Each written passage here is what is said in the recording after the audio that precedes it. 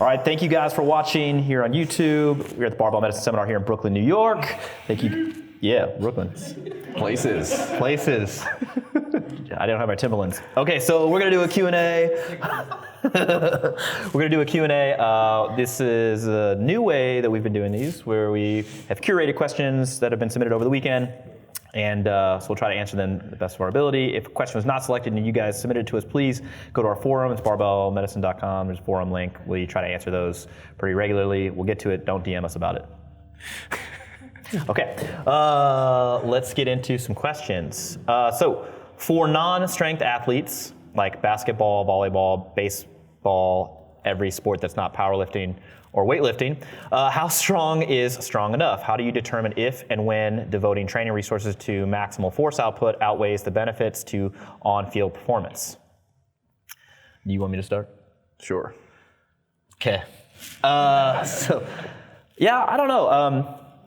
I think that first you'd have to kind of look at this sport by sport. So there's not one answer that is universally applicable here from like how much of somebody's total training resources should be devoted towards training with diet resistance training.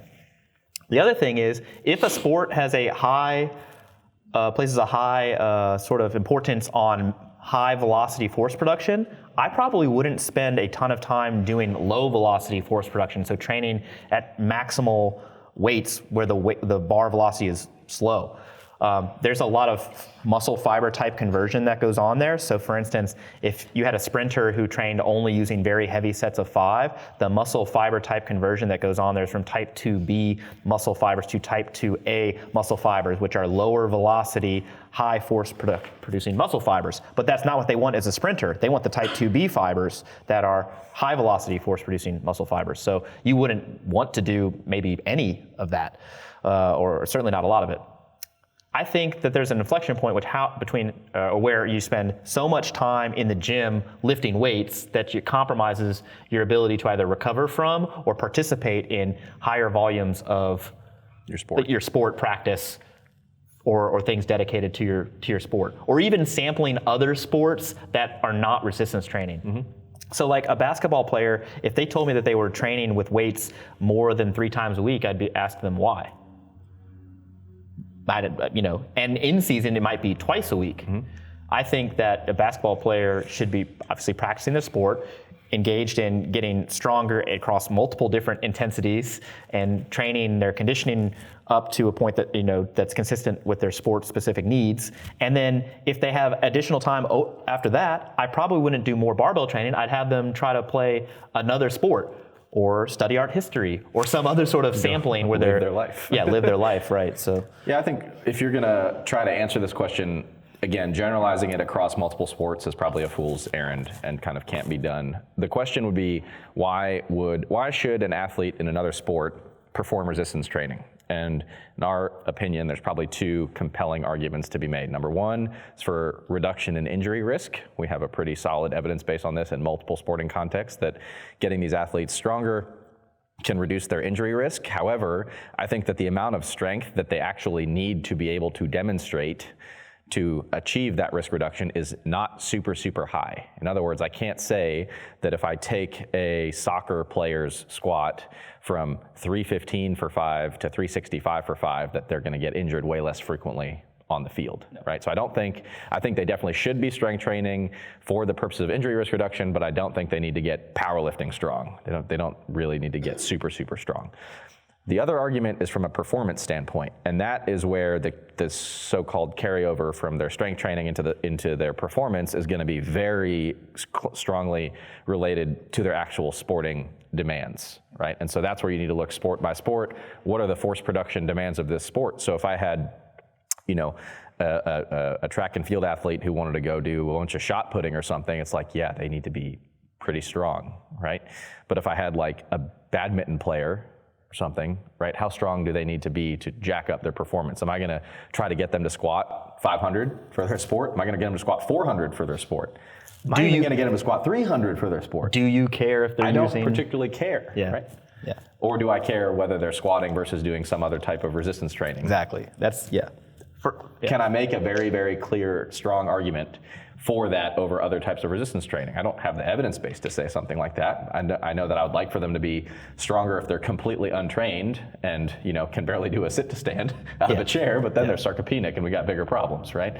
So definitely based on sporting demands for performance, and then the risk reduction for injury is pretty compelling argument, although you don't, again, need to be a powerlifter to achieve that. Yeah. Arguably, that would set you back more if you train like a powerlifter while you're trying to compete in another sport. Well, yeah, and again, because you're just making, if you're training like a powerlifter, then you're making compromises that you don't need to make with respect to exercise selection, intensities that you're using, and sort of lack of conditioning that you're gonna not engage in because you're training like a powerlifter, right? And anyway, I think it was really elegant what you said. Thank you.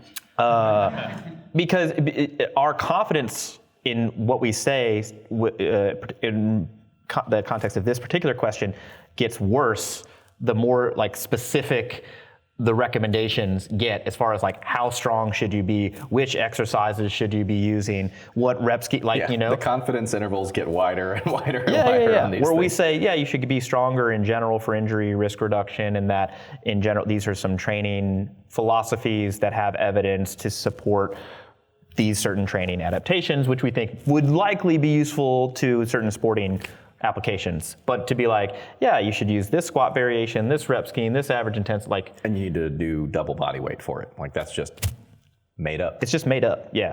It doesn't mean that we don't think that people should get stronger. It just means that we can't say that very confidently, because we just don't have evidence there. Yeah. Elegant. Hey, I try. How do you hold the athlete accountable and improve resilience and avoid letting them off the hook or coddling too much based on their feelings or excuses? I don't know that I do that. What I mean is that it just depends on the context, because I don't know that I care enough to fight them on a particular thing. Rather, I want to know why they're having issues.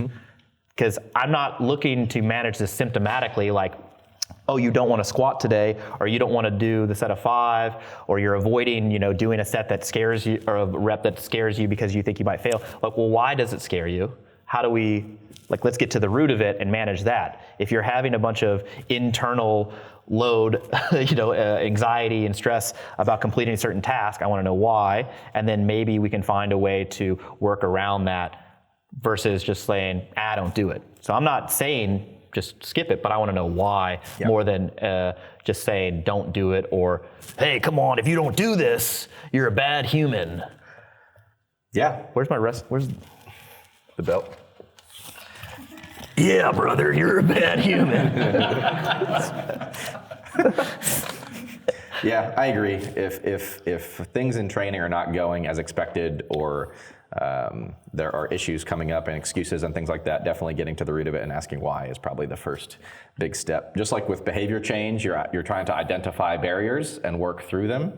And so if there are barriers present to successful training that have not been identified, then that's a situation where they might come out, where if an athlete is consistently having issues adhering to the program, for example, right, trying to identify why is probably the biggest factor to start working around that and knocking that barrier down, versus saying, it's okay that you skipped, 2 out of your 4 sessions this week or something like that. Yeah.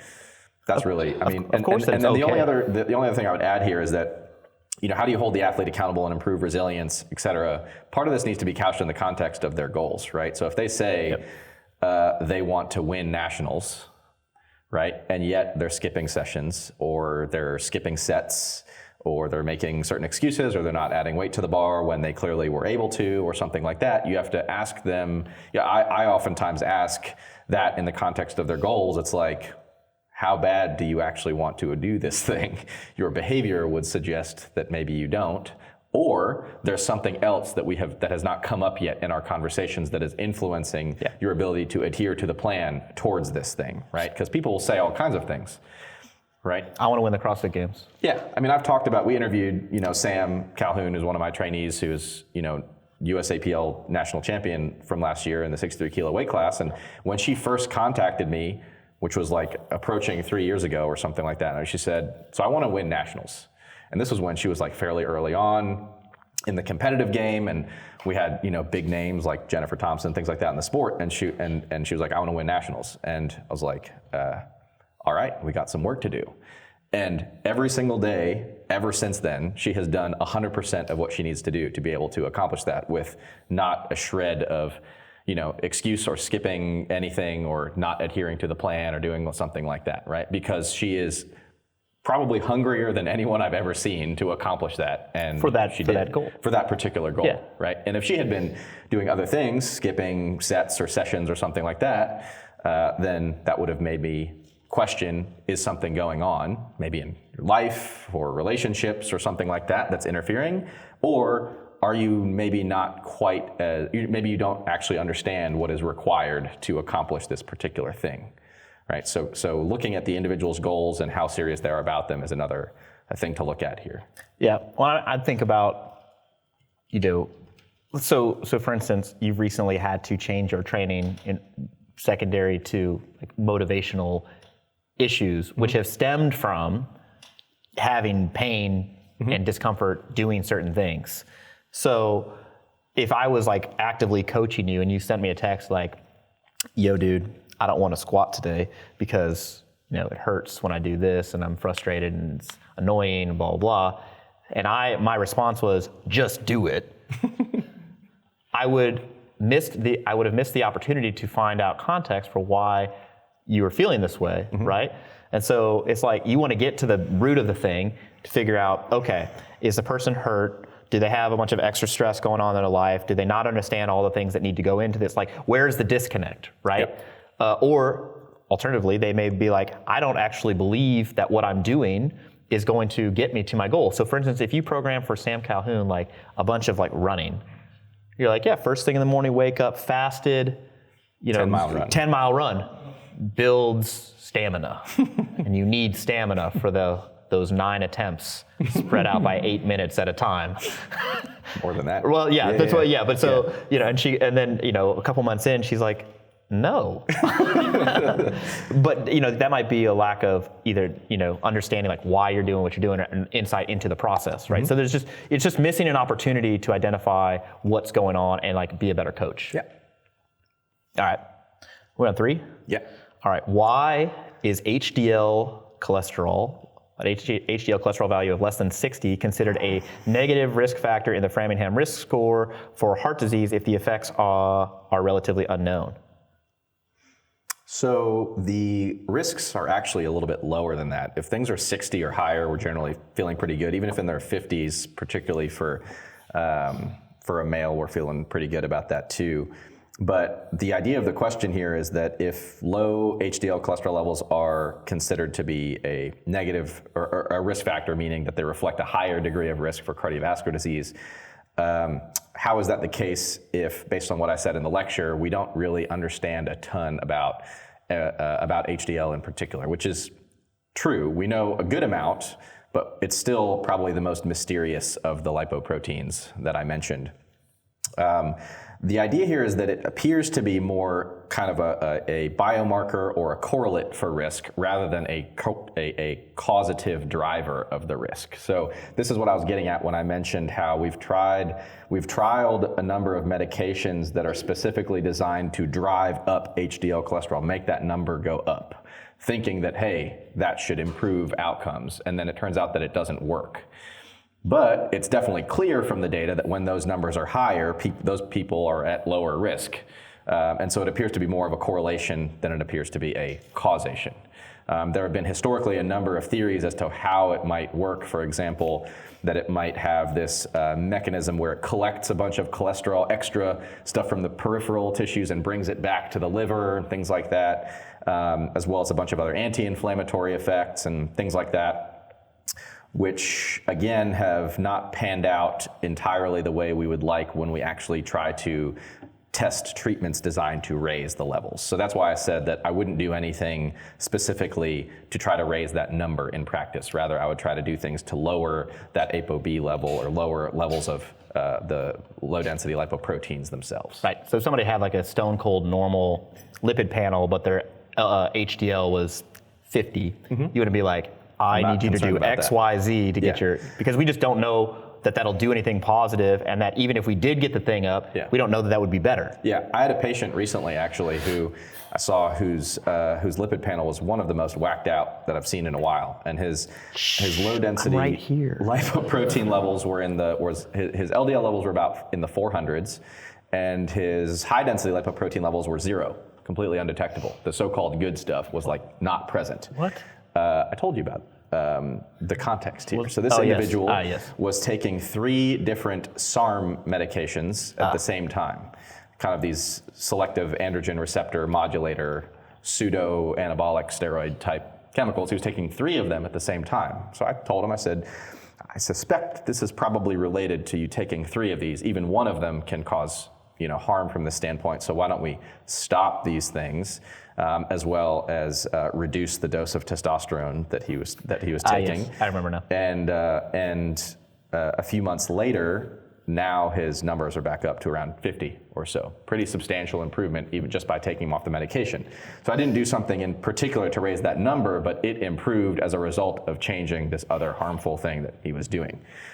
So would not take those either. SARMs, by the way. The SARMs things are interesting. So SARM stands for selective androgen receptor modulators. There's a handful of ones that have recently hit the black market in the past few years. None of them are currently available to use pharmaceutically because they're all in either stage 2 clinical trials or prior. They've not made it even into like being tested at the stage 3 level, and none of them are on the market. Okay, but that being said, the chemical structures have been available for people to create, and they do that, and you can buy them. Although none of them are like, these is like pharmaceutical grade stuff, because the only pharmaceutical companies that are making them have patented these things. You can't just make that and and then sell them and it be okay. That's a patent violation. So in any event, the SARMs right now that have been studied, that we do have data on, have either no improvement in things like musculoskeletal strength or lean body mass, or very small improvements. Now, granted, they've only been tested in older populations. The longest study right now is like 24 weeks, and it did not improve the timed up and go test in the elderly population, even though there was a small increase in their lean body mass.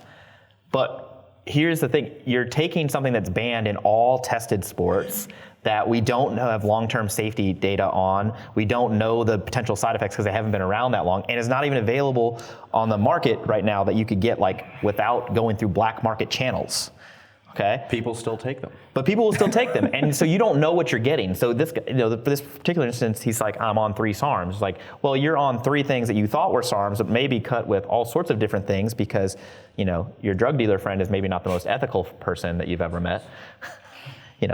So I don't, because people used to ask us all the time back in the shirtless Instagram live days. They're like, what do you think of SARMs, Well, man? that was a question submitted today, so you're touching on that anyway. Oh, should I just keep going or stop? Yeah. Oh. Well, so my thing is this. So if you compete in a drug-tested sport, don't take SARMs, because, that's like cheating if you're agreeing to play by this arbitrary set of rules. Like, don't do that. Just find another federation. The other thing is, because we don't have this long-term safety data, we don't even have like performance data suggesting these are like super beneficial outside of like anecdotes posted on forums that are supported by the SARM companies themselves. I don't think that I would take them from a performance enhancing standpoint. If you want to take illegal substances that you have to get from the black market, just take the anabolic steroids. I'm not telling you to take anabolic steroids, but I'm just saying I wouldn't take SARMs. Don't have Yeah, again, most anabolic steroids we have better characterized their side effects, their risks, potential benefits, dosing schedules. So there's more history and data on those things, particularly in humans. We don't have that in SARMs yet. And again, where you're buying them from, that leaves a lot to be desired. Best case scenario for anabolic steroids, that your doctor would be prescribing them to you. Well, I'm just saying, best case. Or maybe in a very long time. For sarcopenic patients. Correct, but from SARMs though, like you can't get them. You're getting them from somebody who made them in a bathtub, or or is just substituting something else. So I don't think that I could recommend them. Nope. All right. For long-term achievement and increasing lean body mass, do you recommend cycling weight loss, maintenance, and massing phases? If so, what are your recommended durations for each phase, or is this timeline simply based on specific individuals' goals and or response? Yes. So, yes. It depends. Yes. Yes, no, and it depends. Right. So, yeah, I think that the general process of gaining lean body mass will involve periods of gaining weight, maintaining weight, and reducing weight. So, yes, like cutting, bulking, and then maintenance. Because you can't just gain lean body mass forever and it not get to a point where it becomes very inefficient. Like it will become very inefficient at different points. This is a whole nother area of of research when they talk about these things called a P ratio, so how you partition nutrients into different tissues in the body. In any event, that the length, duration is going to depend on the individual and their response to training. Which can be nutrition. monitored using the techniques he mentioned in the weight gain lecture yesterday, monitoring their waist measurement, for example. Yeah, right? so when the waist circumference starts increasing out of proportion to the body weight, then you're like, we have a problem, this is becoming very inefficient. Now, if that's just one measurement, that's the first abnormal measurement that you've gotten, maybe you stay the course for another week and things will, it was a measurement error or just an aberration. And so you can kind of go from there. But if you see somebody's waist circumference start to go up faster than their weight or out of control, then you're like, hey, things have become very inefficient. It's time to reduce calories and either enter a maintenance phase or weight loss reduction phase, depending on what you want to do. Mm-hmm. Ultimately, this is guided by personal goals, right? It'd be very difficult for me to make a strong case. So for you, for instance, if you were like, should I gain weight? And I'm like, I don't know, dude, you want to? And you're like, I don't know, should I? And I'm like, oh, I'll make a decision. It's your life, it's not my life, So, from a coaching standpoint, if you're like, I want to be the strongest person I can be, I'd be like, okay, well, I know that increasing muscle cross-sectional area is likely to improve your strength. I know that, potentially moving up a weight class would allow you to carry more lean body mass. Maybe that improves your performance to a level that is consistent with your life goals and your aesthetic goals, etc.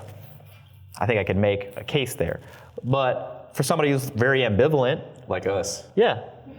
That's what I was getting at. Tell us we need to gain weight all the time. Just don't care. What if we don't care? Yeah, so if I moved to if I went up to the next weight class, 105 kilo class, and I squatted more and deadlifted more and bench pressed more, my life doesn't change. I just have worse sleep apnea. All right? And it doesn't matter to me. If it did, we would have already taken the steps to do so. Yep. So, same thing with being lean, like getting leaner, right? So if you're like, should I lose weight? I'm like, I don't know, what do you want to do? And you're like, just like go on and live my life. I'm like, well, okay.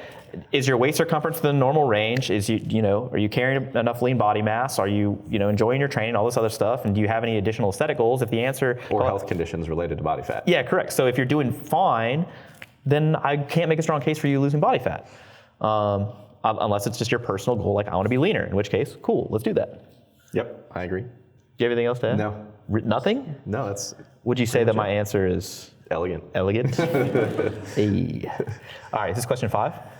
Yes, it is. Question number 5. With respect to patients getting too much information and noceboing themselves, you thought we made it the whole thing. Carry on. With respect to patients getting too much information and noceboing themselves, in retail pharmacy, we're supposed to counsel patients on certain interactions, and the computer does not allow bypassing these without the pharmacist coming to the counter when patients pick up medications, i.e. increased risk of rhabdomyolysis with statin and clindamycin, or QTC prolongation with Celexa and Zofran. Do you think these force counsels are helpful for patients? How would you approach the patient? So, all right, so this question's saying basically, when the computer forces the pharmacist to talk to the patient about the side effects, if that is helpful to them. In an ideal world, the physician prescribing the medication should have already addressed that issue. For the 2 specific examples here, I'll say that with statins and clindamycin, I actually am not aware of a significant interaction there. With the QTC prolongation with Celexa and Zofran, there is an interaction there, but it's probably not a huge deal. Zofran in general, not a huge deal, but that's just these specific examples. In general, I think the physician should have already made the decision, is this a clinically significant thing that I need to be concerned about? And oftentimes, If we feel that it's not super significant, then we'll bypass it. However, in the real world, oftentimes people just bypass shit that pops up on the computer no matter what. They just click through it, and sometimes real, legitimate interactions get through. I think the most severe interactions that can happen are things that we are very appreciative that pharmacists catch for us, particularly life-threatening ones. I think that for severe interactions like that need to be that a pharmacist catches and is forced to discuss with a patient, I don't really have a huge problem with that, again, because of the potential gravity of the situation, the potential risk associated with it. I would not have the pharmacist say, oh, I'm gonna not tell the patient about this potential risk interaction between their two medications because I don't want to nocebo them, for example. Because I think the risk, again, this should only be reserved for severe interactions. If they're like, oh, I didn't want to tell the patient about that their tummy might get upset by this medication. Like, yeah, I'm okay with that. You say tummy? Yes. I'm trying to. Yeah, I see. You get it. Yeah, I get it. But for severe things, I think if you got to tell them, then you got to tell them. Ideally, this would have been done before this got to you. But I know that in the real world, that's not always the way it works. And sometimes people just click through things. It's like a legal thing more than anything else. That's why this I'm saying exists. what I'm saying. Yeah, that's why this exists, right? So it's like, no, we told you. Yeah. We told you, but yeah, ideally this would have happened, before, and at the pharmacist level, this wouldn't have to happen. But it's just it's a redundancy sort of thing. And for these more severe interactions, like for getting rhabdo from your drug interactions, like nobody's going to nocebo you into getting rhabdo, right? That doesn't happen. Nobody's going to nocebo you into your QT hitting 600 and you going into you dying from it. Well, if you believe it. So nocebo effects with respect to these more severe ones is less of a concern for me compared to the more mild side effects that are best avoided when the benefit of the medication outweighs the risk. Yeah, like ED, muscle pain, stuff like exactly. that.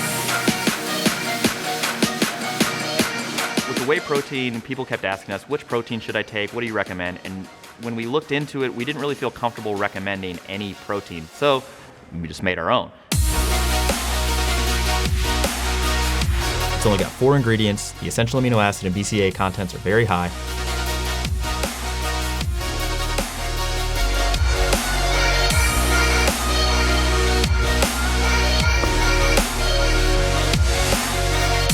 This is exactly what you want out of a whey protein. Do you think I should do like a disclaimer when I send out training to people? Like, you may get too jacked. Black box warning. That's right. That was on our bridge. Yep. 70,000 downloads. What's up? Humble brag. All right. If a person can complete a set of 5 by 2, you don't think they mean 200 squats? I think they mean 200 pounds. Squats. I see. Okay. Or kilos. 5 by 200 squats. It's like 5 sets of 200. At RPE 8, so they know they only had 2 reps left in the tank. Yeah, 202 was there. 202. 203 wasn't. Politics.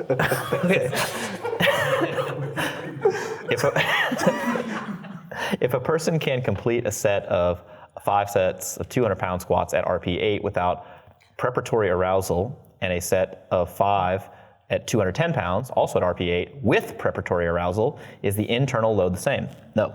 Is the training response? No. If so, does it matter which strategy one uses for daily training? Maybe. Okay, so the way I think about it like this. So as far as, is the internal load the same? Well, no, because you've had to use more of your resources, your mental resources to get up for the set, okay? So how big of a difference? I don't know, I can't quantify that. We don't have like units, unless you had, like if you had a training history that suggested that your session RPE was way higher every time that you got hyped up to do a bunch of sets, right? So you used caffeine, you played Slayer, like you called your ex-girlfriend, like I don't know, like all those things. I don't know, but on the other hand, if you had training history where you did all of that and your session RPE was no different, then maybe getting hyped up for a single set or few sets doesn't matter. That's going to be dependent on the individual. So I can't say, but my gestalt would be that, yeah, maybe there's a little bit of difference. As far as is the training response, well, one is heavier, like in absolute intensity, but since the relative intensity was the same, I don't think that you're going to get a better training response just from 5 more pounds on the bar. It's the same relative intensity, still 5 sets at RPE 8, still the same relative intensity. Or 5 reps, I think, in this 5 case. 5 reps at RPE 8, yeah. So it's still the same relative intensity. So from a training outcome standpoint, I don't know that that matters. What I would want to know more is like, were they able to do more sets, more reps, like total volume, for instance, or were they able to translate a 5-pound heavier set of 5 into a better 1RM? Like, I don't know. I don't think the training response would be markedly different. And then finally, if so, does it matter which strategy one uses for daily training? So if there are differences in those things, which can only be assessed retrospectively, then sure, you might want to pick a different strategy based on how you responded. So for instance, if Jim's like, look, man, I like Taylor Swift, gets me hyped to train, right? Like I take a shot of Jim Beam every time before I deadlift, like that's my jam, and he's able to perform better, right? And he sees his estimated 1RM, for instance, going up, all of his working sets going up, his training response improving overall, he has that sort of history, okay? Then maybe that is something that he chooses to use when strength is the most important goal for him, right? On the other hand, right, if he says, hey, whenever I do that, I'm good for one session, but then the next 2 or 3 weeks on average are bad, okay, then he doesn't choose that. But you can only figure this stuff out after like kind of trying it out a little bit, trying it on for size, and keeping notes, which again is why you have an objective sort of metric of effort, weight, and then you have a subjective effort rating of your effort, RPE, RIR, something like that. Yeah, so I discussed a little bit about how RPE is actually a metric of internal load. And so from that standpoint, if we're saying we have 2 different sets, again, a minor difference in load that are at the same RPE, is the internal load the same? Well, the internal load as measured by RPE in that situation is the same, right? But if I had some sort of like biochemical test that was super sensitive enough to differentiate some difference in outcome from that metric during the activity, because that's, when the internal load kind of thing happens, then I may indeed find a difference. I just don't think that it's super useful to get down to this like super hyper granular level of trying to differentiate these things. And I think that the last thing you said was what I was kind of getting at with the idea of following this stuff over a longer period of time, rather than saying like 200 versus 210 in this session, is there a difference? It's like thinking too short term, too like one session for the trees, versus thinking over a longer term sort of a deal, is the way that I would think about it. Yeah. And yeah, if you're getting hyped out of your mind for every single session, for most people who I've seen do that, doesn't tend to work out for them for too long. They tend to psychologically get spent and burn out rather quickly. That was my experience on a certain program a few years ago, where I would just have to get super, super hyped to be able to accomplish the daily task. Didn't work out great until I moved on from that approach to training. So I don't think it's a sustainable thing. I think that we, in our training for ourselves, we probably tend to reserve that sort of preparatory arousal, getting hyped up, for particularly high priority sets or sessions. So our competition, if we have a session where we're doing our competition squat, bench, or deadlift, and we're working up to a heavy single, then we'll use a little bit of that to focus for that particular thing. If there's a top work set that for whatever reason matters to us, then we'll do it there. Whereas like if it's our tertiary lift where we're doing like, if I'm doing like a set of 10 on the high bar squat or something, no, I'm not getting hyped up for that at all. Do you remember Brendan? Yes.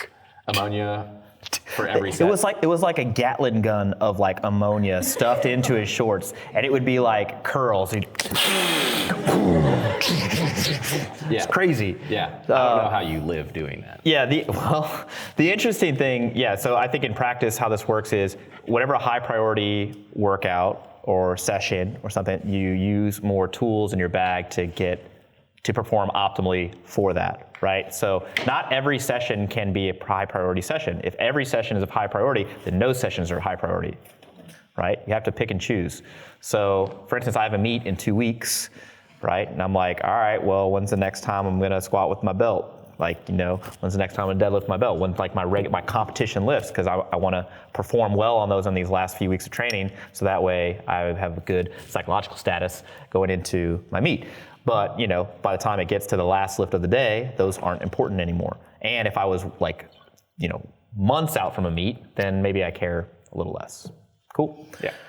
All right. 100% of my clinical experience, including clinical evaluation, treatment modalities, etc. in athletic training school has been thoroughly debunked. What do I do now, and how do I go about introducing these pain science concepts to my colleagues? Love it. Wow. You want me to start? Well, yeah, okay. So you have to be, you are going to leave here with quite a bit of enthusiasm for these new things that you have learned. You have to be careful how you bring these things to other individuals in your social circles. Not everybody is ready to hear these things. Some people are going to be very entrenched in their way of thinking about things or their way of doing things. So if you show up to your athletic training school class or clinic tomorrow morning and you say, here's all this information, you guys are idiots. Get ready for the knowledge train coming in. Get ready for the knowledge, we're about to drop it. You can't do that. Yeah. You are unlikely to be successful in delivering this information to your colleagues.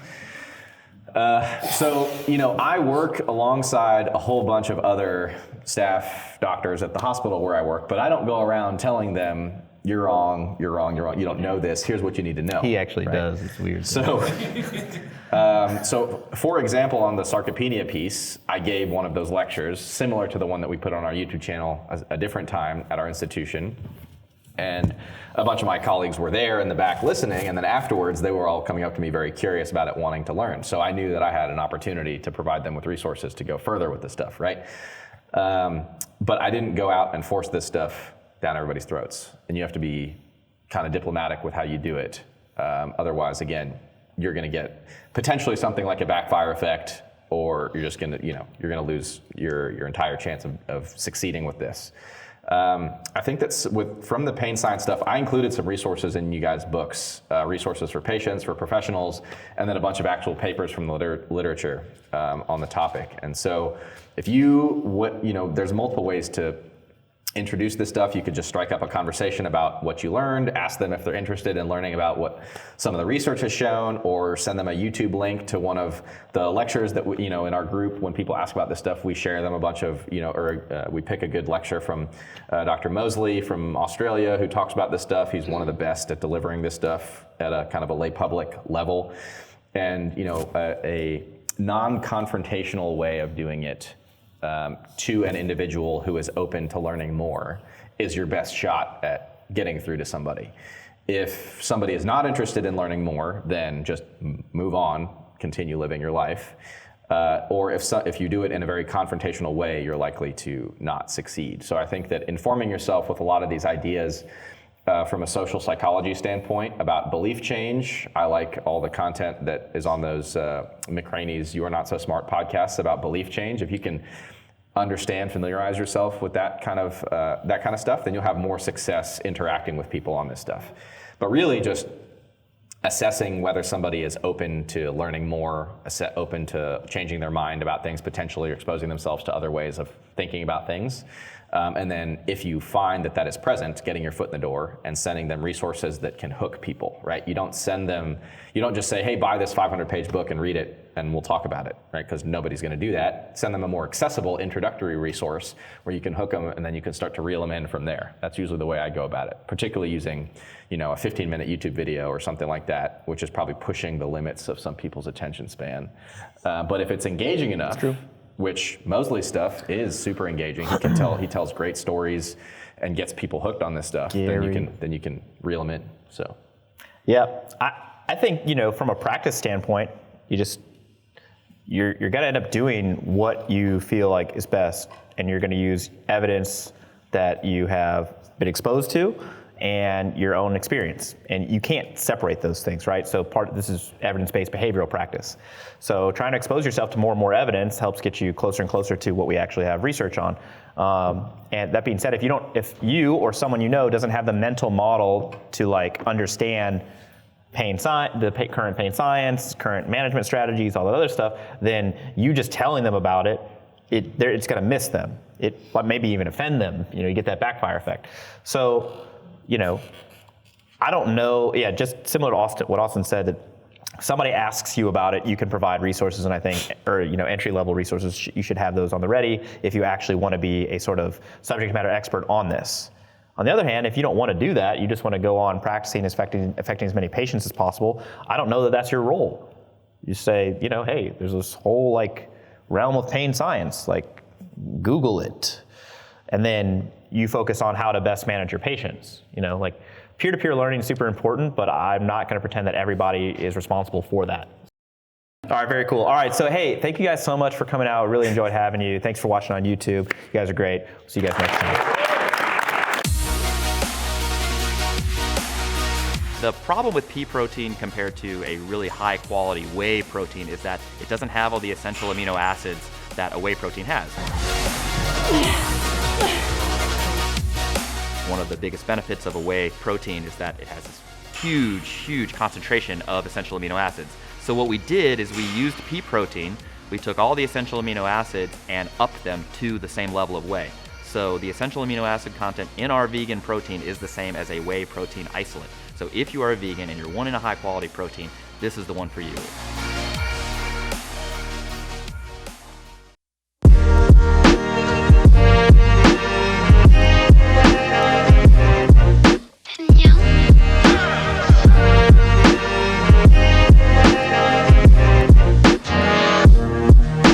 Ladies and gentlemen, very good.